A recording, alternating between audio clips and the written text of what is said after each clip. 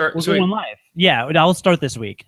Or do you want to start this week? Well, the prefix right, that means like to do it again. But when you record, you're not cording again, right?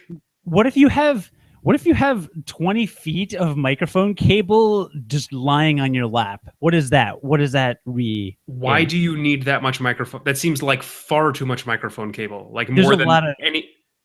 Your apartment is small. It is not that big. You could like walk to the other end of your apartment and continue to record. It's not small. I have a long apartment. It's a long or deep. Would you say it's? Is it roughly 20 feet long? Is this how you're starting to broadcast? You don't know measurements, do you? You don't know our podcast, do you? This is how we start all our podcasts, by talking about measurements. No. My apartment is at least 40 feet long.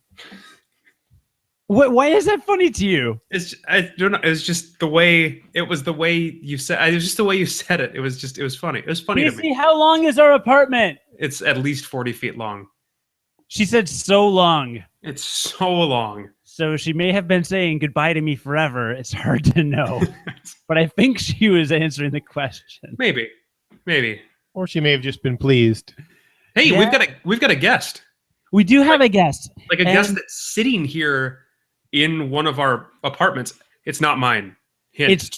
It's true. Listener, Spoiler alert. You are in for a treat today, listener. We are just throwing in every possible variable on this podcast. Starting with our friend Russian Jon, an old friend of the program. What's up? I guess.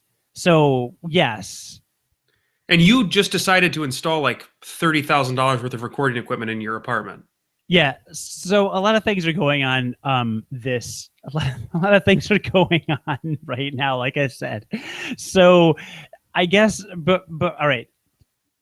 Listener, this episode is going to sound different than other episodes because I have a completely new recording setup, which I'll get into in a minute. But first, let's say hello to Jonathan, or just Jon. I don't know. What do you want? John's fine. John's fine. Wait, do we call him Jon too? Or it kind of doesn't. He calls me jerk. I don't know. He calls me kind of whatever he wants to. That's true. So for those of you who are new to Game Life Balance US, so we've had Russian Jon on Unqualified Gamers before, our old podcast, but this is his first Game Life Balance US podcast. Did you even know that was the name of our podcast? I did, actually. I think accidentally talked about this once. I was having some trouble finding the old Unqualified Gamers podcast, though, when I went looking for it. Oh, there you go. See, there it is. Should tell your new followers that you changed it. So obviously Jon and I went to high school and grew up together. Everybody on the earth knows that. It's been on the national news several times. And Russian Jon also went to school with us, primary school, grammar school, and high school as well. All of those things. None of us went to grammar school. Depends on whom you ask. So and then Jon decided to move away to Russia for several years, so that's why we call him Russian Jon. Isn't that right? For the most part. He also tell us a little bit about that. Russian. I mean, that's true. Yeah. So we went to, I guess, Cody and I met in first grade. We didn't really know each other until we were in class together in second grade, but I remembered Cody. The first memory I have of him was he got in trouble with his teacher and was sent out into the hall to sit. This is adorable. This is like how you two started dating. This is awesome. Yeah, keep going. Sent out into the hall to but sit. Do it slow. Dude, that's when hey, you're up next, Jon, because we met in second grade and we immediately became friends. Yeah, did you? Well, yeah, we were both Jon. How are you going to not be friends? Yeah, we had the same name. You got to stick together with your own kind. That's right. But they alphabetized by last name. So did you even sit near each other? It doesn't matter. Did out of the problem. Yes. He kept rubbing my leg underneath the table. It was a little off-putting at first, but once I got used to it. Second you grade. You like it. Yeah, I can see that happening. Well, I like Jon so much, Russian Jon, not the other one.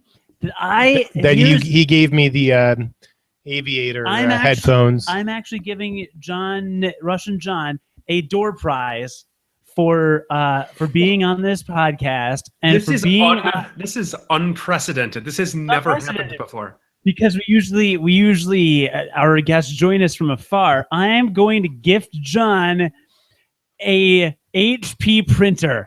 This is it for him. This is for him. Don't grab it with one hand. Yeah, no, it's a two. Yeah, you need two hands to grip it. You're doing it. Yeah, well, I have it at the right angle. That's how that works. Get an iron grip. An iron grip. It's true. So, yeah, that's cool. Continue with your stories about how much Jon was terrible in second grade. No, I'm trying to think. I don't have any. Sorry, Jon. Our introduction wasn't as memorable as Cody's. No, it's all right. I wasn't that interesting. We melded together. Cody was far taller than me. I mean, that counts for something back when you're 7. Does it? Yeah. Well, yeah. I mean, that is visually distinctive, right? Like, nobody has distinctive personalities back then. You know what was weird back then, though? How everything worked. It's like, even though we were all friends then and stayed friends, do you remember, like, back in grade school, basically you would stop sort of being friends with people who weren't actually in your own classroom? Yeah. Until, like, a following year when they would be in your class, and then you'd suddenly be friends again? Yeah, you'd forget they existed. Yeah, pretty much. Well, which is why I'm fairly certain I forgot you existed, Jon, from like third and fourth grade. It might have been through 7th grade, actually. I don't know if we had any other classes in elementary school together. Wait, honestly. I had 6th grade with Russian Jon. That's also true. Oh wait, was that? No, I don't think I had 6th grade because I didn't have. No, I don't think you did. I really don't think I had a class with you until middle school. And yes, listener, you have just joined the podcast of 30-year-old men who actually remember who they went to elementary school with. Yeah. 30-somethings. Because we've known each other for that long. Yeah, so there's that. And we talk about video games and life and things on this podcast, and Russian Jon has both a life and plays video games, and in a little bit we'll have a podcast. We'll have a podcast. She does not consider this to be. But with introductions aside, I know that you're living in Chicago. So you went to Russia. Yeah. So actually, I lived in Russia for 5 years, and my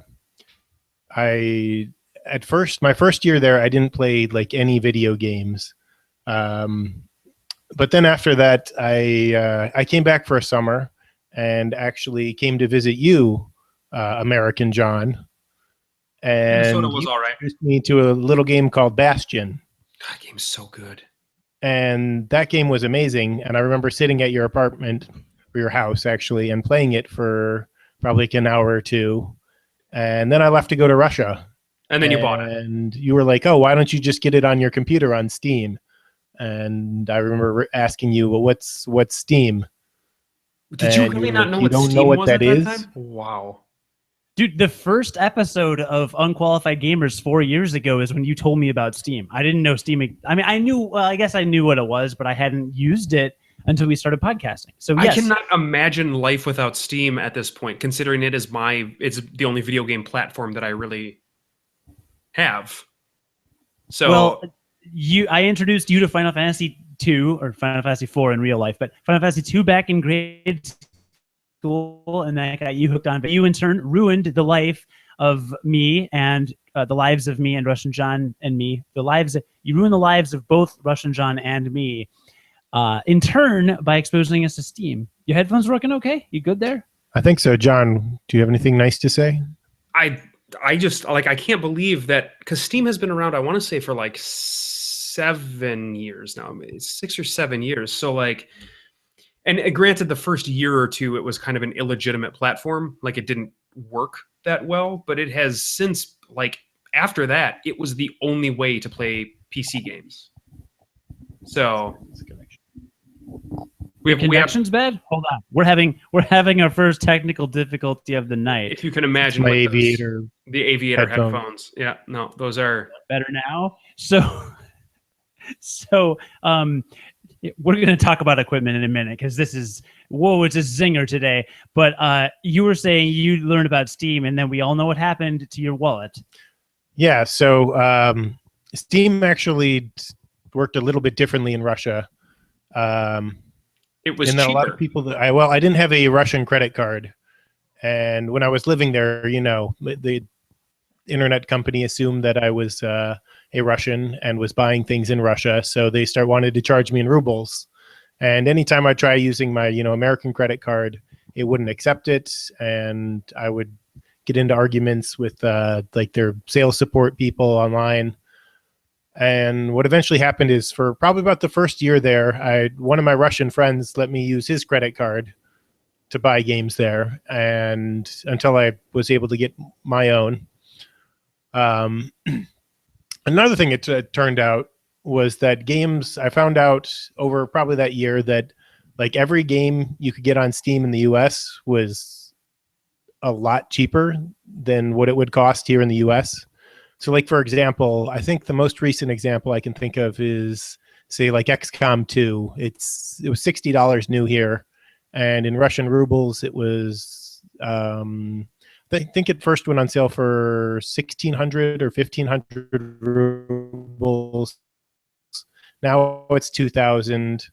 One sort of, they know that their currency has basically tanked. Yeah, that's 45 cents, isn't it? Past 2 years. No, 2,000 rubles right now is about what is like, I guess it's probably more like $30, somewhere around there. So you're getting games like half price. That's like half price. Yeah. So I'm not sure what their strategy is there, but I guess Russians do in general have a lower standard of living when it comes to like. I think the strategy is probably they charge what the market can bear, right? And so people aren't going to buy things for 4,000 rubles there. Like, they're not going to buy a luxury. Not to mention, piracy is much bigger over there, and they don't prosecute it nearly as much as they would here. So basically, if people couldn't afford the games, they just steal them. But for that's how I operate with most of my life. Sale. So can you turn him up real quick? You can't hear Jon? I said I was just talking over him again because I couldn't hear him what he was saying. I said that's how I operate most of my life. If I can't afford it, I just steal it. It's definitely something here. Yeah. I could probably find another pair of headphones. No, they don't exist. I won't, but I just saying I probably could. That's it. Jon, you can continue. My joke was funny. Okay, well, I'll just assume it was. I'm gonna let the listener decide. Yeah, so so buying games in Russia, and so I've got a question for you. Can you hear me right now, first of all? Yeah. Okay. When you buy a game in Russia, is it immediately, like when you come back to the United States, can you play it without any issue? For the first 4 years, yes. So what ended up happening is that when the currency started, they started putting restrictions on games being like gifted from Russia. I think what was happening is that other people had realized that I know there are websites where you can look up to see like prices of games in different currencies be in US dollars. And it turned out that Russia was the cheapest country to buy games in. And so Steam started restricting people from buying games and then gifting them to people who like were outside of the former Soviet Union. Because it was undercutting the developers that were making it in other parts of the world. I have to imagine there were probably people out there who were getting like Russian VPNs and buying. Of course there were. And yeah, of course there were. Trying to sell them to other people at like a discount, but still making a profit off of it. Yeah, I mean, there's a website that oftentimes sells games for much less than what like current market value is. It's called Green Man Gaming. And there's been some question as to how because basically what they do is they get a bunch of CD keys. And when I say CD keys, I mean licensing keys now, because there aren't CD keys anymore. But they get a bunch of licensing keys. Right. They get a bunch of DVD keys and Blu-ray keys. So they get licensing keys that are activatable on Steam, but people don't know where they get them.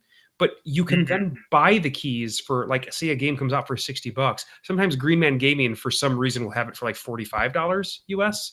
And people wonder, like, how are they able to sell them for that price? But nobody knows how they actually get these keys. But it kind of sounds like this could be a similar situation where, like, people were going and getting keys probably from Russia for $30, selling them for $50 in the United States, making a profit, and then, like, the developer loses $30 on that, right?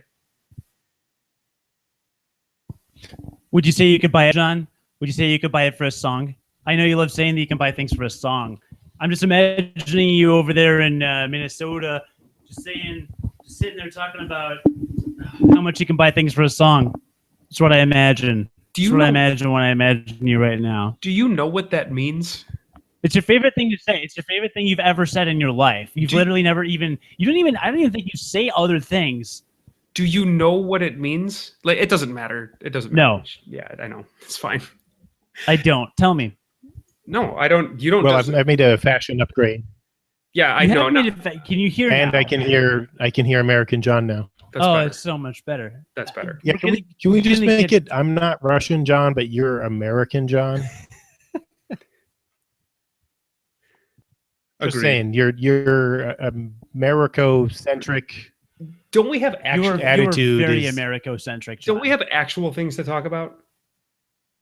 We do. We do, and we because I think now that we've spent a lot of time talking to Russian Jon, introducing him. Frankly, I don't really care about him. I do care about Cody, what you did with the GonnaGeek Network, because it's legitimately something I'm interested in. So it was a kind of a big deal.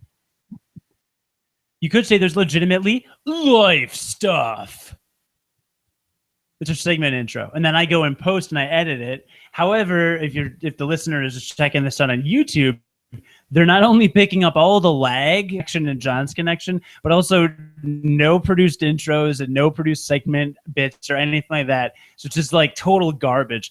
They also get to see me running around from room to room grabbing headphones for you. But so if you listen to just the audio on like iTunes or Stitcher or WGMplus.com or GonnaGeek.com or GameLifeBalance.us, then you're getting a treat. You're getting a produced treat. Is what you're getting. Wait, so this is being live broadcast? Yeah, we're live. We're literally live. You can text your friends, tweet your friends, tout it, and tell them all live. You should dig it. Yeah, AmeriJon was just about to tweet that, right? I was going to say you should dig it and tell all of your friends on MySpace. He's not very hip. You should tell them. I only use LiveJournal these days. Oh my god! Wow. All right, that's good. I'll use X page. Blogster. Major Wiggins. Yeah. So Saturday was the Chicago Comic and Entertainment Expo, and the GonnaGeek Network presented a panel called "Better Podcasting for Your Everyday Life," and it was a panel of 5 podcasters, including me, who got in a room in front of a bunch of people and talked about podcast best practices, how to set up a podcast, how to set up feeds, make your content better, and some technical specs, basically anything you need to know about launching a podcast or making your podcast grow. I give some social media marketing tips from my expertise in the social media marketing. So like grow in length or grow in quality? Generally quality, although some would say that size matters. So 40 feet long. I've got a question. So yeah, what made I love the GonnaGeek Network. I really do. What made us the authority on what makes a good podcast? Have you ever talked to Stargate Pioneer? I mean, wait, I'm going to play a Russian Jon here and say, listener, as a listener of this podcast, what is that thing you just said that I don't even remember well enough to repeat? What, like in the... Have I ever talked to... Stargate Pioneer? What is that? Stargate Pioneer is a member of the GonnaGeek Network who is an expert on all things podcasting. Oh, hardware. Excellent. That's good for the listener to know. Check him out, listener. So you're saying that Stargate Pioneer is the reason why you 5 were qualified to talk at C2E2? Yeah, pretty much. Okay. No. The reason the network is qualified is because we took a work perspective, and the onus for kind of one of the original thesis statements of what we were going to talk about was the benefits of being part of a network and part of a podcast network. And as you can find Game Life Balance US on on the GonnaGeek Network, we're part of a couple networks, but you can call them guilds. You can, yeah. Oh, sure. We should call them guild. The GonnaGeek Guild has so much better alliterate illiterate, and we're all illiterate because we don't anymore need to read. That's exactly right. What? I said we don't anymore need to read. Dissident. Yeah, we were gonna talk about the network kind of benefits of that, and some of the benefits include things like, and we talked about this on the panel, which available at Steven, the owner, has time to edit it all together from our 4 different camera angles and several different audio recording devices that we had. So I don't know how he's going to do that, but we did record it. So you'll be able to find that soon on GonnaGeek.com.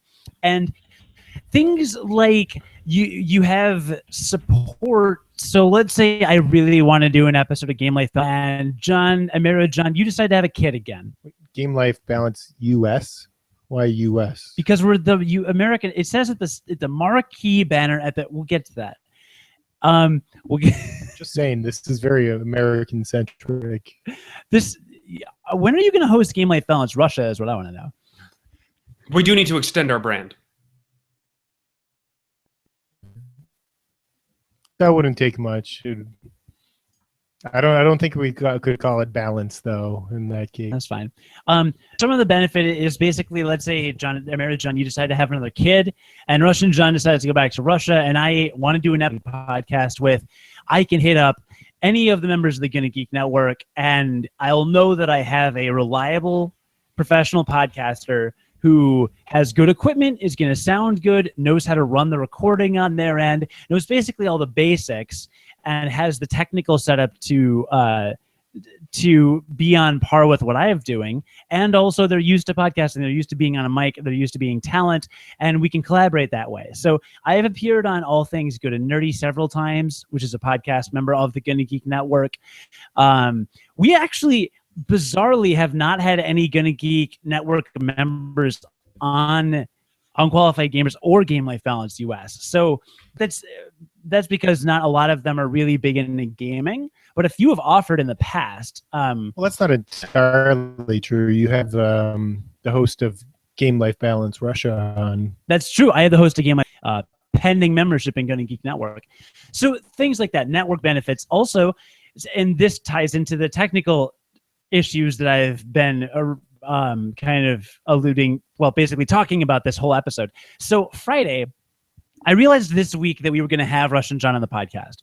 And I had one cardioid microphone in my bedroom, and that was it. And I did an episode with my girlfriend. Both shared the same mic, and it didn't sound as good as if I had a better setup, right? So I realized, you know what? I want to do more podcasts with her. I want to be able to have friends over and podcast with them, and I need a better setup. So what I ended up with, and this is the one minor benefit of watching on YouTube, if the listener is watching this on YouTube, is I now have an 8-channel Pro FX 8V2 professional effects mixer with 2 new dynamic handheld microphones that again, if you're watching, you're able to see right now. And I ordered a mic arm to come with that, and I ordered a pop. I ordered a lot of stuff to come with it. So I'm basically going to have a 2-microphone radio studio setup. And how that came about was Friday morning. And again, I studied radio and TV production in college, and I work at WGN Radio part-time. So I know a lot of stuff about radio, but I'm not a hardware geek. But Stargate Pioneer, a member of the network, is. So Friday morning, I hop on Google Hangouts and I go, look, I need a mixer and 2 dynamic mics. What do I get? He sent me links to 3 pages on Amazon. He told me the benefits of each of them. I compared everything, checked Camel for prices. CamelCamel.com is an Amazon tracker. It's really useful. I saw that. I know. Well, yet someday. Checked, and they were good prices, and I bought them. But without Stargate Pioneer, I would have had to spend hours looking at Amazon reviews and CNET reviews and watching demo videos and looking at tutorials and just all this crap, and knowing if they're really good. I know that SP really knows his stuff.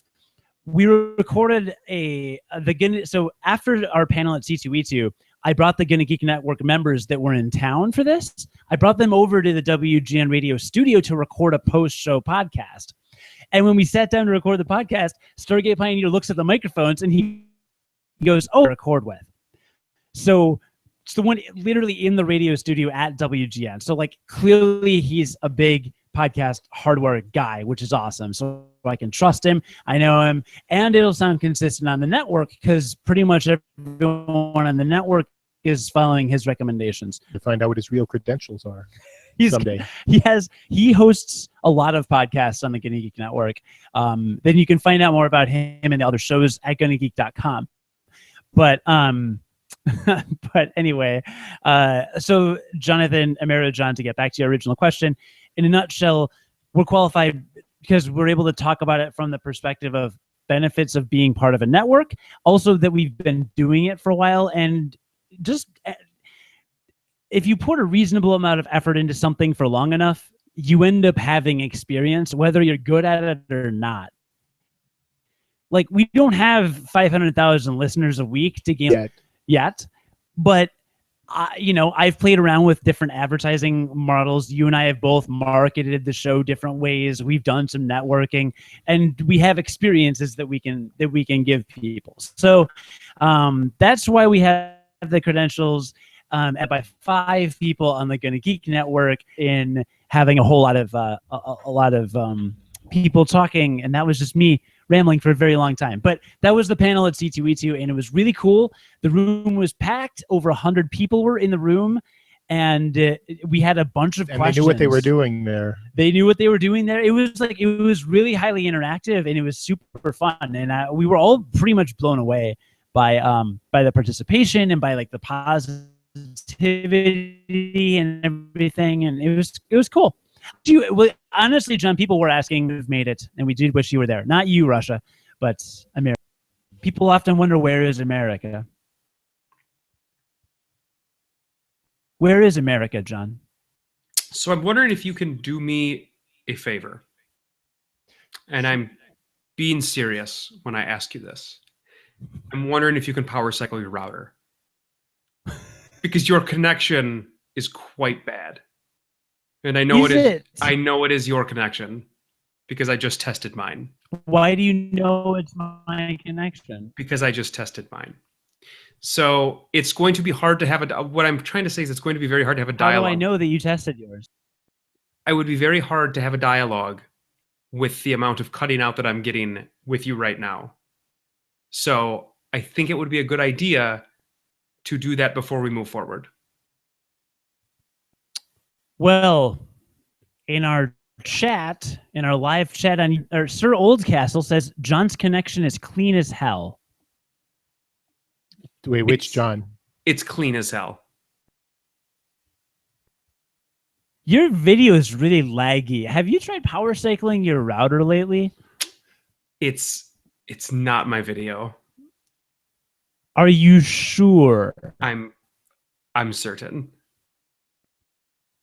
How do you? This is a very passive-aggressive intervention right here. It is. It wasn't meant to be passive-aggressive. I literally told him what he needs to do. He just didn't do it. So that's basically what it boils down to. Listen. But how am I to do what one does? I guess we could try. We could try it without you. Your video is completely frozen now. That's very good. We can talk. Yeah, we can. You know what? My video is not. I can see myself just fine. Awesome. Great. I don't even know how to power cycle my router. I'm not going to lie. So, John, if I talk over you a couple of times, it's just because you cut out, and I promise you I'm not meaning to, but you cut out and I don't realize that you're actually talking. So it might be a little muddled. We'll move through it since Cody is not willing to power cycle his router. Do you really want me to power cycle my router? You know, Madison and Minnesota are known for their direct pipeline to Mountain View, because that's what Sir Oldcastle just told me in our chat. Mountain View? What's a Mountain View? California. Yeah, where all internet comes from. Oh, all internet comes from California? That would explain why sometimes I've got laggy connection to the internet. You know what? Just ignore the video, because I can hear you fine. Okay, that's fine. I can't hear you fine, though, is the problem. Occasionally, you can't hear me fine right now? Occasionally, you guys are cutting out. Listen, it doesn't matter. I'll ignore the video and assume you're looking at my awesome face. So the panel sounds awesome. I'm really glad that you guys had a very good participation. I think that is, especially when you're doing like a live podcast, I think that's probably like the real lifeblood of a live podcast, because that's like the one thing you don't get when you're just recording a podcast like we record, right? Like we don't get an audience type interaction, certainly not face to face. We might get some chat or something like that, but we don't get like actual participation. So the fact that you were able to get a good amount of that is awesome. Yeah, I thought so too. And it was mostly a Q&A. It was intended to be more of a panel than a podcast. We just happened to have recorded it as well. So it'll be on GonnaGeek.com soon. It's very exciting.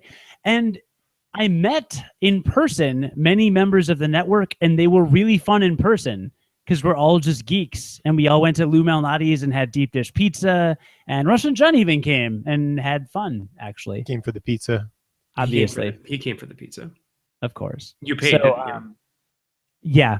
Yeah, I know you did. So Thank you. The real reason why we invited Russian Jon was not because we wanted to talk about our elementary school, nor did we want Cody to sit there and talk about something that really didn't affect Russian Jon at all. We brought him on because Jon and I, ratings were low. We needed a pretty face to. No, ratings were very good. We needed to slow down our growth, so we invited you on the show.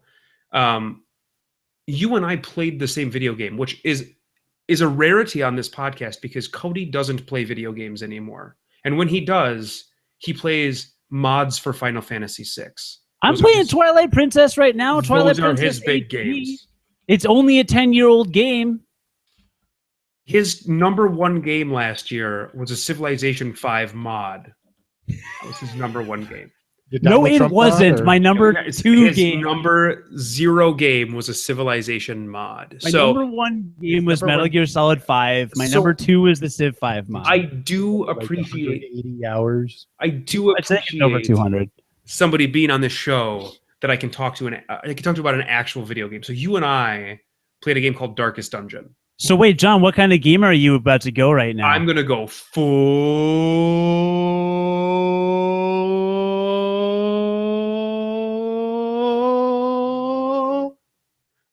gamer.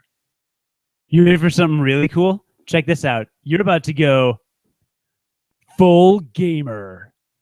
Did you hear that? Did that echo?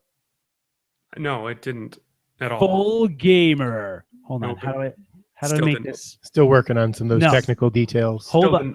I got this. didn't. Power routing the saver of the full screensaver. gamer. How's that? Did it do it? No, it did nothing. It Did it do it? It didn't do anything. Full. Oh, how about this? Full gamer. No, it Nothing? was the exact same thing. This is bull. It sounds like you need some new equipment. Yeah, so we played a game. Just to interrupt you briefly, we should look into getting like a dial for our listener so that he can like turn it up when he likes things that are being said and turn it down when he dislikes things that are being people have a volume button for that. Full gamer.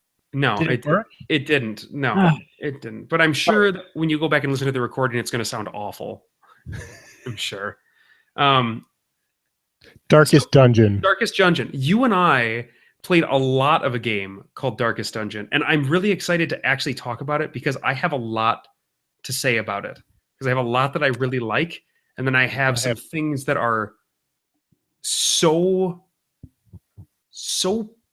poor of design decisions to me that they have literally put me off of continuing to play the game. See, I'm now trying to figure out whether I should play and violently defend the game or reveal how I actually feel about it. Well, I think you can do both. Like, I think we can have this conversation where we do both. No, because I would probably just violently attack the game, but in the interest of creating some controversy, I'm thinking I should probably just tell you that if you think they're making poor decisions, it's just because you suck at the game. But I don't, because I wait. What kind of game is it, Jon? Okay, Listeners so like to know. so Darkest Dungeon. We'll get a little granular here for a second, listener. Darkest Dungeon is it's a party-based roguelike Not like Mario Party. dungeon crawler. So you create a party of 4 characters that are randomly generated that you get to choose from. Basically, a wagon pulls into town and they've got all these seedy characters on them. They're just arranged by character class. So there are classes in the game like Plague Doctor, Crusader, Jester. There's a bunch of different classes. They're arranged by that. You'll get a random assortment of them every week. And you can pull them into your party. You can equip them with items. You can upgrade and equip them with 4 of 8 different abilities. The abilities are all the same per character in terms of what can be unlocked per character class. So all Plague Doctors can have the same 8 abilities, but they might start with a different 4, and then it costs money to unlock more of them. But what it boils down to is that with enough money, you can create the same characters every time for each class. So like, if I had enough money, I could make every one of the Plague Doctors that I have on my entire roster of party members the same. If I had Are we talking about the game or your financial life right now? A little bit of both. If I had enough money, I could make all of the Crusaders that are in my roster the exact same. Now, that it doesn't work really in practice because you don't have an unlimited amount of money, but that's the idea. But what it does by having what it does by having 8 different abilities per character is and the abilities are vastly different. It gives an incredible amount of complexity and depth to team building, because the abilities of various classes will typically synergize with one another. So for instance, there's 4 spots that you can stand, and then there's 4 spots that enemies can stand during each enemy encounter. There may be some classes that don't even have an attack from the first 2 ranks of your party. So if they're ever in the first 2 spots, they can't even attack any of the enemies. In fact, they don't have an ability. All they can do is move ranks in your party. So generally, you want to keep those members towards the back of your party. And then there's some members who can't use abilities if they're in the back of your party at all.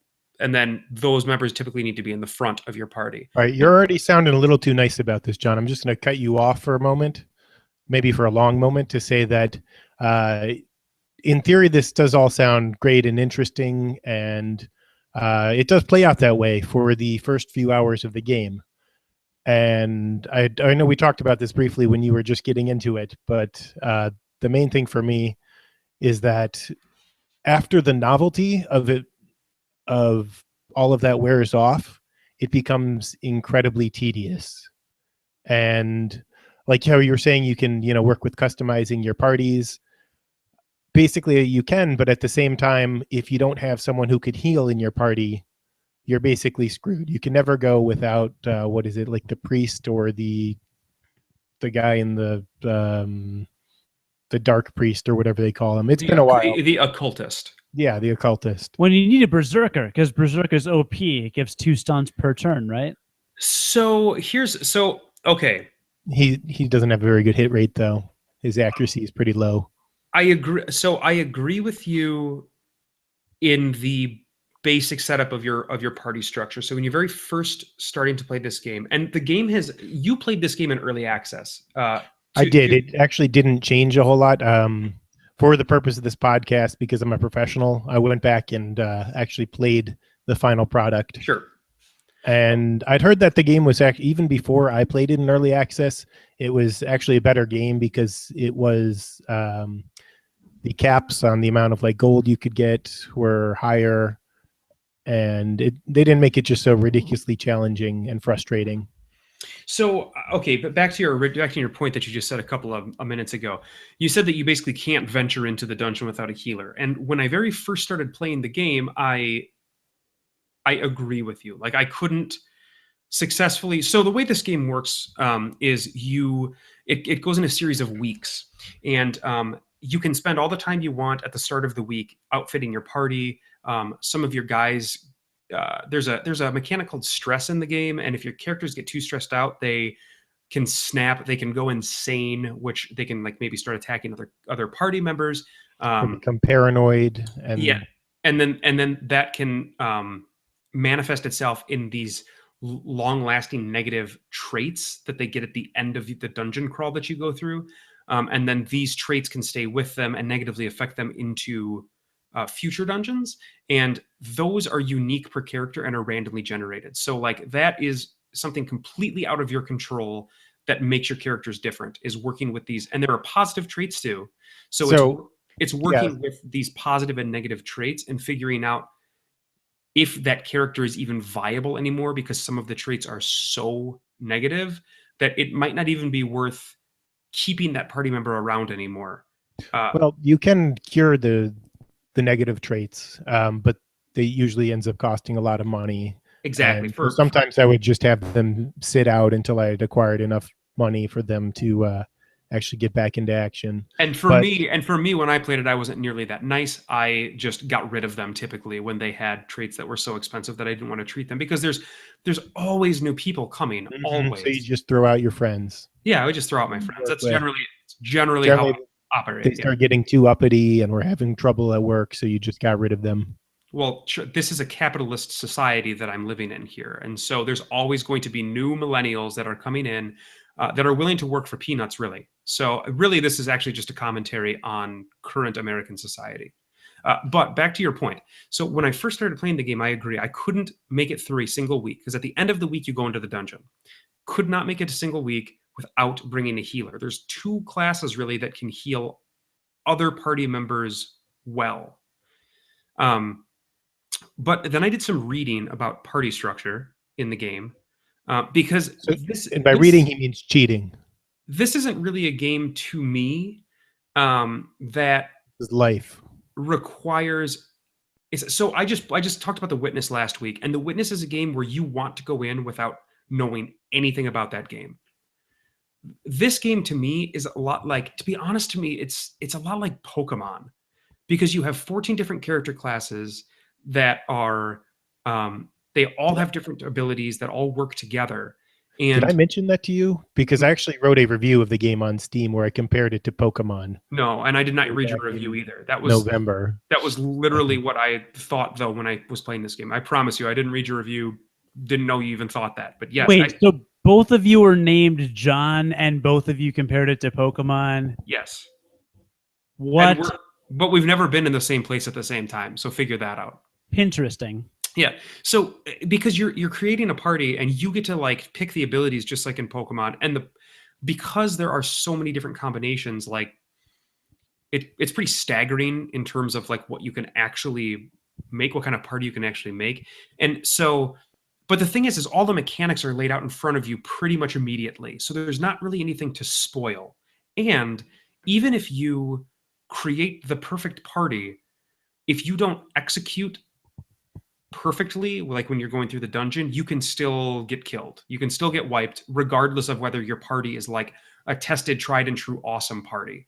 And the character. I think classes, my problem was that even if you execute perfectly, you can still get wiped out in the dungeon. So I don't know if you got as far into the game as I did, but the first few rounds, I ended up playing it, and you have characters who would die. You'd lose 1 or 2 here and there. You start getting a feel for the mechanics, and it's exciting because you're figuring out what you need to do and what's going on, and how the different abilities with your characters, and and what sort of parties you should be building. And then you're also building up your town and getting more money so that you can upgrade their weapons, get their levels on their abilities higher, curing them of their stress, and then also the different ailments they have. And then you get to your characters to around like level. Did you ever get any characters to level 5 or 6? I didn't. So I got to the medium difficulty dungeons. Okay. There are 3 difficulties of dungeons: low, medium, and high. And I kind of stopped playing at the medium dungeons. Okay. So yeah, after you have things figured out, for me, at least, it was relatively straightforward. I would go in the dungeons, and my number one goal was to make sure my characters didn't get killed off, because once you have the level 3 and 4 guys, you don't want, to start over with a bunch of level 0 or 1 or 2 goons. And I didn't usually have to abandon dungeons, but there were a few times throughout the game where I did. But I generally wasn't losing like anyone.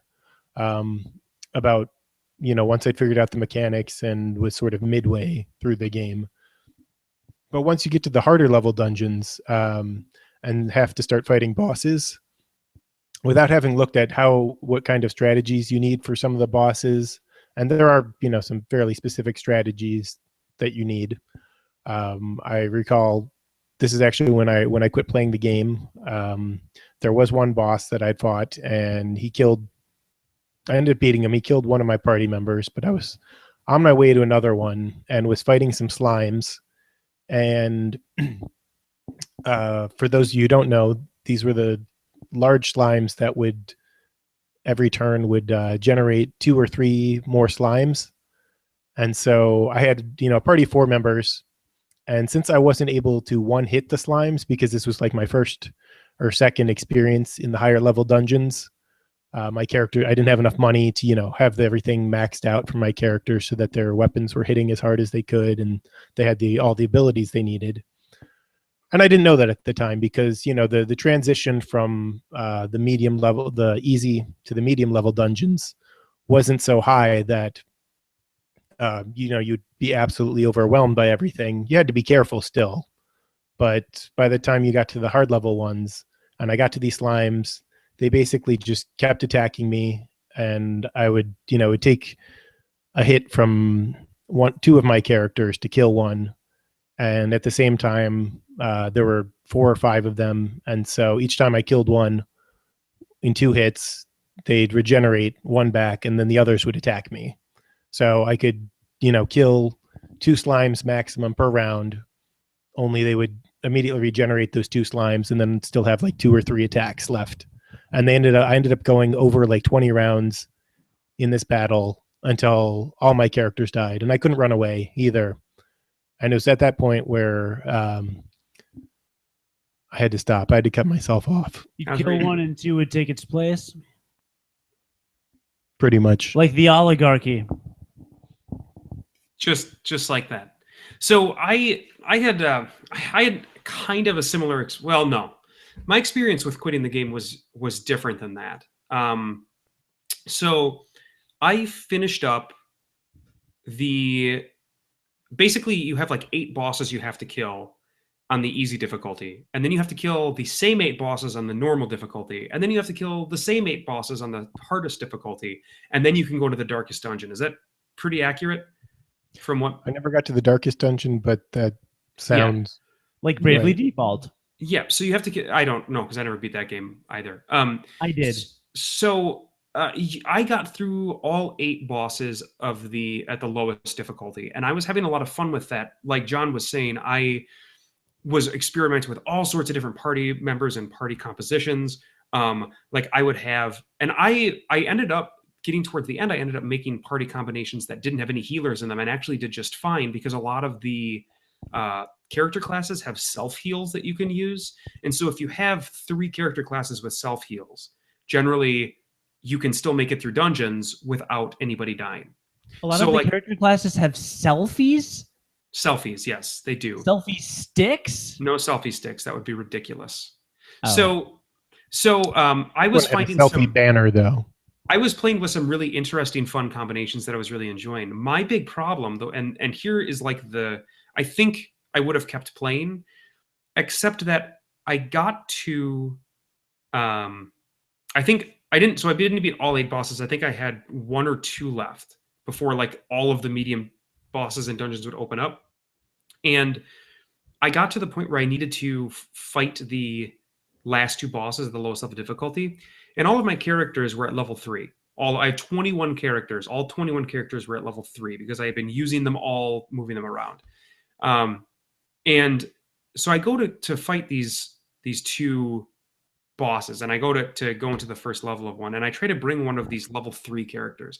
And all of the characters, I think level 6 is the maximum level. It goes from level 0 to level 6. Yeah, I think that's right. And I get the message basically that my characters are not willing to go into the lower level dungeons. They're looking for more of a challenge. And what it's basically telling you, the design decision that I was referring to before we even started talking about the game, is when your characters are too high of a level for said dungeon type. Once they're level 3, they won't go into the low level dungeons anymore. Once they're level 5, they won't go into the medium level dungeons anymore. It's not They explained become to you. divas.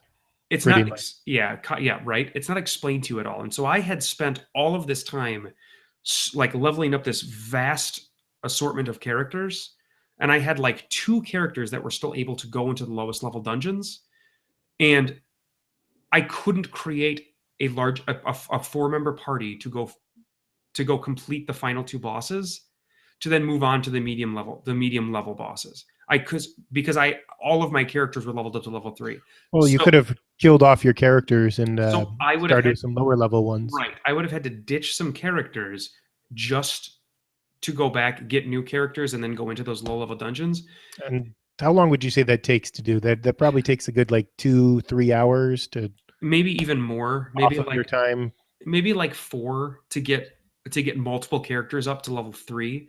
And like to me, and I've played a lot of games, and I know it's easy to play armchair designer. I know it's easy to say, oh, this like design decision was bad, but I played a month and a half of Final Fantasy 14, right? And Final Fantasy 14 has a mechanic, and Guild Wars 2 has this mechanic as well, where you can go do other content in the game. Say you're at max level, but you want to go help a friend play the game that just started playing, and you go to like a low level zone.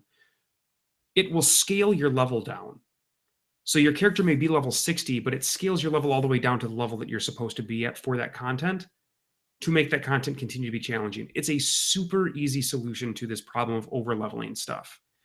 But I feel like, because I understand the desire to make the content always challenging for the player, but I feel like just completely gating the player from going into the dungeon at all with the characters that they have spent all of this time leveling up is just, it's like, it doesn't make any, it just doesn't make any sense to me, because the game encourages you to spend a lot of time leveling up these characters, because the only way that they can do the harder dungeons is to become higher level, have upgraded equipment, have upgraded abilities. But if you do that too much, you can no longer go into the dungeons that you may still need to do. Sure, and to continue you didn't progressing. know that, and there's no way you could have known that without either having played it before or read about it online. I was legitimately, and I didn't really come across that when I was reading about some different party compositions, because it was like a totally different topic. But I was legitimately leveling up a vast array of party members because I knew I would need them going into the higher level dungeons. I knew I'd need to make different types of parties going into higher level dungeons. So like, I wasn't prepared for that. And it just was so off-putting when it happened that I was like, I have to put this game down. And then I put it down and I just never picked it back up again. And I think that so actually I was on Steam today rereading some of the reviews and some of the final access reviews. And I think there are a lot of people who've had similar experiences. I know the game generally got favorable reviews, and I think a large part of that is because of the exploring combinations part of the game and building up your dungeon or your town and then exploring. But once you're at a point where you understand the mechanics and how they work, and the game pretty much becomes a grind, and there's a lot of randomness to it that can affect your parties. You know, like say an enemy gets a critical hit at a inopportune moment, or say you have a lot of slimes and you can't one-hit kill them and they destroy your entire party. And yeah, I did. I wrote my review of the game actually in frustration, but afterwards I started thinking about, was it because I just sucked, or was it because they made some poor decisions? Were they intentionally trying to make it frustrating? And I came to the conclusion that, as it seems many other people did, that they were trying to make it intentionally frustrating, but that it wasn't being done in a way that made the game fun to play. It was being done in a way that was like meant for crack addicts. So that meaning basically that if you lost a high level character at some point in the game, you would, probably lose 3 to like 5 hours of playtime. And then you just have to go back and do it all over again. And I got to the point where, again, I knew what needed to be done and how to get back up to that level, but there was no more exploring for me. And so it lost its appeal completely. And I realized that the game was not rewarding. It's like it's a really long treadmill. The game is a really long treadmill, and it's So a what if treadmill it's a treadmill that you can completely fall off because of the way that character death can happen, and you almost have to start from the beginning again when that happens. Yeah, and then you have to. It's really unfortunate because there's a lot to like about the game. There really is. The art style is fantastic. The setting of the game is awesome. The way that the abilities work together and the way that how strategic the combat is without appearing to be that complicated and that deep is awesome. Like there's a ton of depth. There's a ton of depth to the game, but there's just I guess I didn't feel that way after I got to the point where I said, excuse me. So I played it for, I think about I don't know, in total, maybe 30, 40 hours. Sometimes I'd leave the game on, so I don't know exactly how long I played it for, but I just felt that once I had tried all the different abilities and combinations that I wanted out and different characters, that the game just felt like playing like a lot of leveling and say like playing an old, I don't know, Final Fantasy game where you're just wandering around the Veldt, just fighting things and repeating the same actions over and over again to level up and repeating the same task endlessly. Because all the quests are kind of the same. That'd be really silly to fight in the Veldt because you don't gain experience in the Veldt. Everybody knows that. But they get those new abilities, but the thing is like I said, there's with the 14 different classes, each class having 8 different abilities. I think there's ability combinations in there that they're super interesting. Like for instance, but some of them suck. Just admit that some of them suck. So, I didn't say that they didn't. Like there are definitely some abilities that are not good. For sure. Of course there are. But I'll give you an example of an idea that I don't think anybody on their first playthrough would think of. So there's a class in the game called the Grave Robber. And the Grave Robber has this one ability called Lunge. And Lunge can be used from the front 3 ranks, and it does a bunch of damage, and it moves your character forward 2 spaces. It can only be used in the second and third spaces. So if your character's in the first space, you can't use it. So if you lunge forward, you go into the first rank space, you can't use lunge again, right? Right. So there's a party combination that I was reading about people made where they had 3 grave robbers in their first 3 spots. And they literally just lunged the entire time and then had like a healer back there. And they just were destroying dungeons. I would have never thought of that type of character combination. You can have multiples of the same class in a dungeon with you. So there's just, I think there's things in there that I don't have the time to discover and experiment for myself. And there is a grind there that I just say it. You didn't care enough. There's a grind there that I don't have the patience for anymore. No. I probably have a lot more patience with these sorts of things, and then probably also more free time, I imagine, because I don't have a kid. And even for me, the grind became too much. I don't have the patience of this man. And I could probably never play Metal Gear for 200 hours. But the big problem is that with all of the time you spend building up these characters, it can be wiped away with an unlucky piece of random number generation. So like Jon was saying, he had spent all of this time building up these 4 characters, and it legitimately is a lot of time. Like it takes a long time to level up these characters.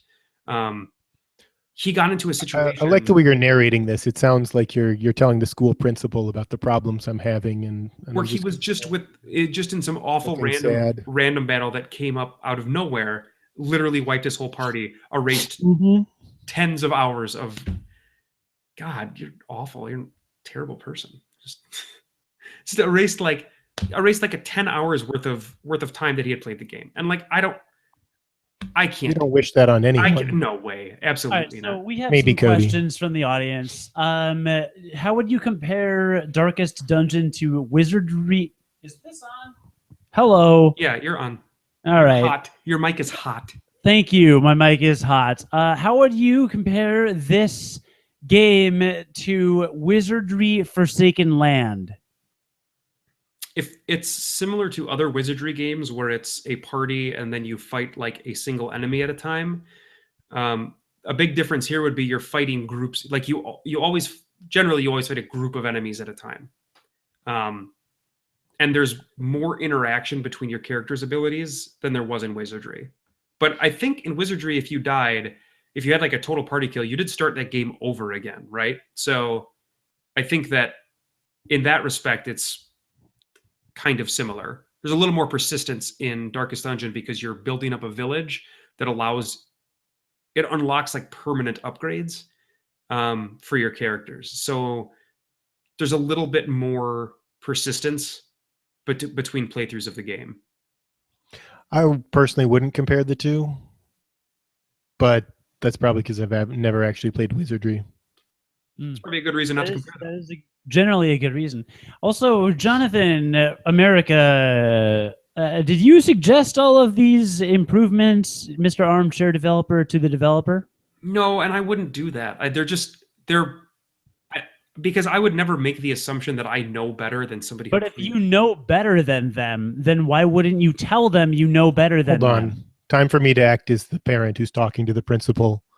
I mean, I actually wrote my review in the early access where I went into details about the things I found frustrating about the game. And I have written other reviews for games where one of my biggest peeves about a lot of these people who just review things on Steam is that you'll see they have maybe 1 or 2 hours of playtime.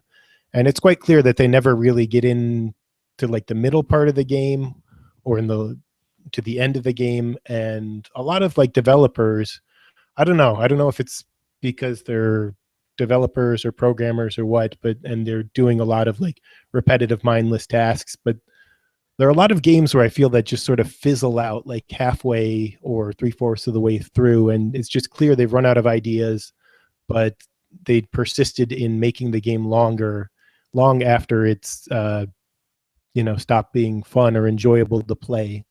And I actually wrote to another developer of a tower defense game in a review that I wrote that was negative, and the guy ended up responding and told me about things he wanted to correct with it, and he actually ended up patching the game based on what I had written because they were a small developer. Now, Darkest Dungeon has probably something like 16,000 reviews, and there have been plenty of people who have said the same sorts of things we're saying now, and it has very positive reviews on Steam. But then I looked today, and the first 10 like helpful reviews were all negative of the game, and they were generally by people who had played it the same amount we had, some even longer, and were just frustrated by the fact that, I don't know, maybe they felt betrayed by the game at some point, which is at least in part how I felt, because it was, again, you're having fun, enjoying yourself, and learning about how the game operates, and then once you're past that, you see what everything's going on, you just don't care enough anymore, and you realize that the randomness, maybe you were getting lucky, maybe you had figured out some good mechanics, but at some point you get socked in the stomach by the developer. And some of the people who defend the game were saying like, oh, well, that's just the nature of the game and it's something you have to deal with. But I don't think that a game that will ask for you to invest a lot of time into it and then, at the same time, equally as fast, in a matter of, 2-3 minutes, take away 3-4 hours of your gameplay time and set you back that amount with absolutely like no reward. Maybe you'd have a few more upgrades to your town at that point, but a game that would do that just seems like a very poor decision on the developer's part to me, because unless your target audience is people with endless amounts of time, I don't think there's any reason that anyone would want to continue playing a game. Let's say it's like playing, I don't even know what analogy I have, but it's playing like a Final Fantasy game and not saving for like 5 hours. I mean, we compared it to Pokemon, right? It'd be like if you were playing Pokemon and one of your Pokemon fainted and literally disappeared from your party. I mean, you could spend hours leveling up and tailoring a Pokemon to be a member of your party, like with the abilities that you want it to have. And literally, if it got a couple crits from some enemy and fainted and then just disappeared, it would be like that. It would be insane. Like it's kind of insane when you think of it that way. If you try to make it a Pokemon analogy, I actually would make the analogy of someone playing a Final Fantasy game 7 for several hours and not saving at all, and then trying to fight the optional boss in the mansion. Optional. I mean, in mid. Yes, he was optional. No, in Midgard to get something, and then dying, and then having to replay through an entire gigantic stretch of the game at my apartment at 1 a.m. It wasn't at Midgard. It was in Nibelheim, and I hadn't saved since before the Gold Saucer. It's only like 5 hours worth of time. Yeah. This is a true thing that happened. This is a thing that happened. There were a lot of Long Islands that night. There is also Jon, I'm fairly certain at some point we did that when we originally played through that game as well. We just didn't save it for a long time. The only time that I've done that I can recall with that game was at that night that I had a lot of Long Islands. That was the only night I remember. They were not Long Island. We don't. You must have blocked the original memory. We didn't serve Long Islands at our apartment. Oh yeah, Russian Jon and I used to live together too. I think you were making them. Actually, I think you were. I'm making the memories. Do you make Long Islands? I've never made a Long Island, so it would have been you. Somebody was. Yeah, probably. Yeah. Have you made Long Islands? I don't remember you ever making Long Islands when we lived together. Me or Blake, it probably doesn't take a whole. It doesn't take a whole lot. But you're saying yes, you've made Long Islands. Yes, I'm subpoenaing under right oath. now. Yes, I have made Long Islands. I don't recall any of this. Well, in any event, there is actually a Pokemon, not a mod, but an optional way of playing through Pokemon in which there is permadeath. I don't remember what it's called. It's the Nuzlocke challenge. The Nuzlocke challenge. That's right. Thank you. We talked about it on Unqualified Gamers back in the day. Yeah, the Nuzlocke challenge, where you get, and I think it's only one party or something. I don't remember the exact. No, you catch the first Pokemon in each area that you go to. That's right. And that is the only Pokemon that you can use, or something. And if they die, they permanently. You have to release them. Yes. Yeah. So. See, I'm at a point in my life where I still like playing games, but I don't understand why anyone would even want to like engage in these sort of ridiculous challenges.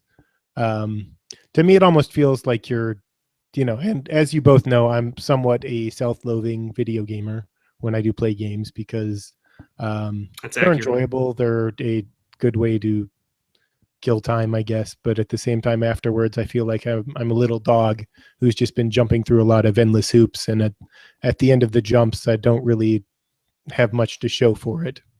And I guess it is a good way to relax, but so like you would never play through Hearthstone.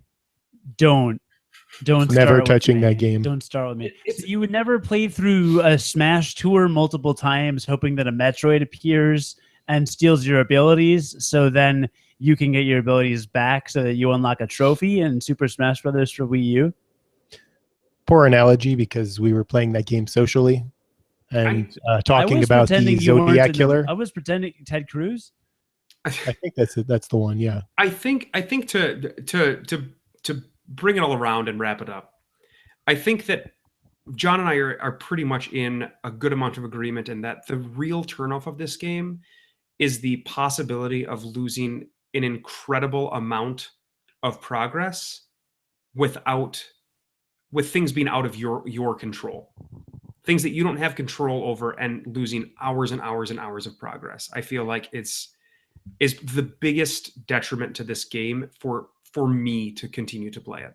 Progress for our Australian listeners. And again, it wouldn't be, at least for me, it wouldn't be such a big deal that there are things outside of your control, but it's the fact that you lose Right. that many hours of playtime and have to just basically grind to do it all over again. Yep. Whereas I felt like a better designed game would, maybe set you back like half an hour, or make some kind of incentive for you to want to keep going. Because again, if you look at a lot of the reviews of the game, it is people rage quitting, and then the defenders of the game are like, oh, you're just mad at it because you sucked or you did poorly. But there's definitely enough of that going on where people are generally frustrated with the game because of the mechanics. And now, before we move on, I will say that there was a recent update to the game that made it so that the characters that you can recruit to your party off of the wagon that comes into town can start at a higher level, which was not set that way before. And so that will accelerate the game. Also, the amount of experience to increase the level of your characters apparently has been decreased by like 50%. Maybe not that much. It was definitely decreased though, by a significant amount. So it is faster to level up characters. So they've made that treadmill a little bit shorter, but you can still fall off. So you can still lose all that progress. So they have done a couple of things to change the game to make it a little bit faster. But I think the point about losing progress still stands, even with those. Sure. And on my end, to wrap it up, I remember when you first started playing the game, Jon, I think what I told you is that you will like this game for probably about 10 hours. And then after the 10 hours, I guess you made it to 20. But then after that time, it will just become frustrating. And you still won't be close to beating the game, but it'll just become obnoxious. And you'll pretty much put it down. Or go ballistic and just decide you have to beat the game, and no matter what it takes, and keep playing it. Like there's some people who have like 200, 300 hours clocked on the game and talk about how fun and great it is. And I used to think I had like a compulsive addiction problem, but there's some crackheads out there who have it way worse than I do. And to extra wrap up this discussion, there's some comments in our live chat on YouTube. We do generally record on Tuesday evenings at 7:30 Central Standard or Daylight Time, whatever. Paul 2K12 says that, well, first of all, none of us should be drinking multiple Long Island iced teas. Correction, I lived in Russia, and unless you're drinking multiple Long Island iced teas, you feel nothing. There's that. Now, Paul says the game is supposedly brutally hard, and that's the fun of it. And then said, hey, guys, go back and play Teenage Mutant Ninja Turtles on the NES. With this kind of attitude, the NES would have flopped 30 years ago. And I think the counter argument to that would be that, first of all, Teenage Mutant Ninja Turtles, the original, was too hard. I don't think anybody considers that game to be a reasonable difficulty. I own the game. I own it, and I've never beaten it. And I've beaten Teenage Mutant Ninja Turtles 2 several times. Most of the games I own, I've beaten several times. You've even beaten Contra without the Konami code, right? You and Blake? Yeah, that one was relatively easy. Right, exactly. I mean, not super easy, but once you... NES, yeah. So anyway, Ninja Turtles notwithstanding, I think Jon and Jon's complaint about this game is that the difficulty doesn't come from a place of needing to be precise with your movements to continue in the game. Like AmeriJon reviewed Dark Souls on Unqualified Gamers, our last podcast that we did together a few years ago. And in his Dark Souls review says that it's punishingly hard, but the difficulty comes from precision. And if you mess up, like, you never feel like it's not your fault. I mean, correct me if I'm wrong, Jon. No, and it's funny that you bring that up because I'm literally playing Dark Souls 2 right now for the first time. Okay, is it about the same thing? It's your fault if you die. And what they're saying is that for this game, Darkest Dungeon, it seems like there's some random number generation, some RNG that they would come in, and basically you could be kind of trucking along, doing all right, getting the right level, but then you get some bad luck with a few things and suddenly die. Like every game of Hearthstone I have ever played. The worst game ever made. So I think never touching it. Yeah, good. I just wanted to kind of wrap that back around. But yeah, I wanted to love Teenage Mutant Ninja Turtles, just like our listener, Sir Oldcastle. But it was, I mean, yeah, and a lot of people complain about level 2, the water level. Okay, I made it past that. All right, even as a kid, I figured out the water level. Yeah, That part sucked. That part sucks, but you could get through it. And then level 3 was the worst one part was when every time you'd want to replay the game, you'd have to play it over again, though. Yeah, no continues, none of that. And then level 3, which was this gigantic. I mean, it was basically you plow through level 1, level 2 is kind of challenging me, you get through it, and then level 3 is like its own game. And if you manage to get past that, which I did maybe twice with the strategy guide, it just turns into God. I didn't even know what comes after that. I think I got past that, but I don't remember. There was a point where it's just the dam wandering level around. being awful. That's all I remember about that game. Yeah, there's a lot of awfulness in that game. But anyway, yeah. So not to mention, part of it also has to do with where you sort of are in your life. Like we had summers to play those games, and there was nothing. Right. There weren't a whole lot of other choices. I think like back in that time, there weren't as many even rental stores with games. No, way back then. It was like we didn't have to try as hard to strike a game life balance. US. We're not ending on that note because I'm not done. But my point is that you've made your point. There are a lot of other options out there now. That point.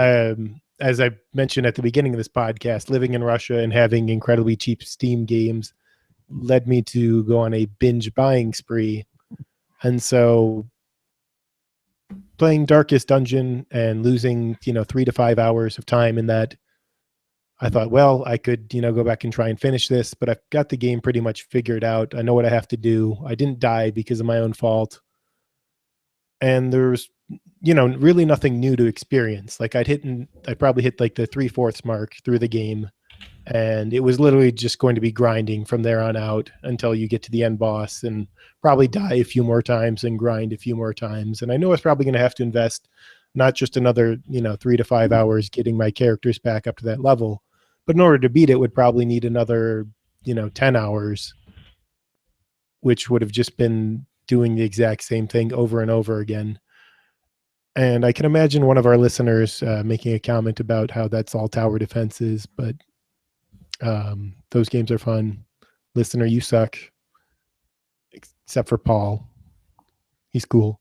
Even Well done. Teenage Mutant Ninja Turtles. And I think that what you were just talking about with you went there, you played it, you knew what it was about, just some random thing kind of ruined it. And it was like, it wasn't worth finishing. Right. Either keep going or just, and I think that that's really the fatal flaw with Tinder and why so many relationships fail there, because it's like you go along and then you say one thing or whatever, and all of a sudden your date, you just lose hours and hours of progress because your date gets mad at you for something mad. And then you can either just keep on grinding against her physically in bed and keep grinding, or you can go on to any of thousands of other matches on the internet, because essentially to you, all women are the same. Not you specifically, just the royal you. And I'm not sure exactly where you're going. Is why online dating is just kind of, I think, well, wait, but it sounds like you're making an argument for sticking with something even if it's not that great. No, I'm making an argument for Grindr. You know what that is. It's right? an app. You can download it. Just try it. You'll Just thank once, me, listener. You'll thank me. Broaden your horizons. Be a progressive. Widen your horizons. Be a progressive that gets things done, if you will. Will you? Calling it. Will you? Calling it here. Where do you go?